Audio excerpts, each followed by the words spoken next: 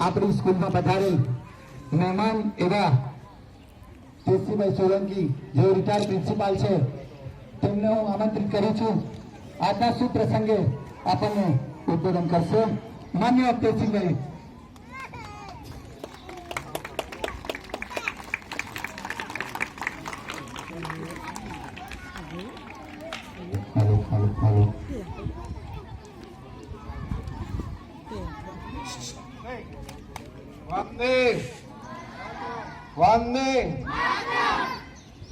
પંચોતેરમાં ગણતંત્ર દિવસે આપણે સૌ ઉપસ્થિત થયેલ મહેમાનો તથા નાગરિકગણ, વિદ્યાર્થી, વાલી દરેકને હું સંબોધન કરું છું.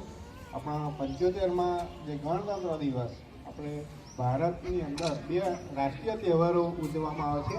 એક 15મી ઓગસ્ટ એને સ્વાતંત્ર્ય દિન તરીકે ઓળખવામાં આવે છે અને 26મી જાન્યુઆરી એટલે એને આપણે પ્રજાસત્તાક દિવસ એટલે કે ગણતંત્ર દિવસે આપણે એને ઉજવીએ છીએ.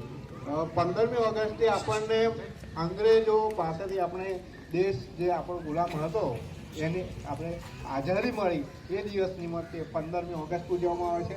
અને 26મી જાન્યુઆરી કેમ ઉજવવામાં આવે છે તો આપણને કદાચ કોઈને ખબર હશે અને કોઈને ન પણ હોય તો 26મી જાન્યુઆરીએ 1950માં આપણો દેશ પ્રજાસત્તાક બન્યો. એટલે કે જે લોકશાહી આપણે મળી એને બધા બંધારણીય નિયમો 1950થી એટલે કે પ્રજાસત્તાક દિવસથી ઉજવવામાં આવે છે.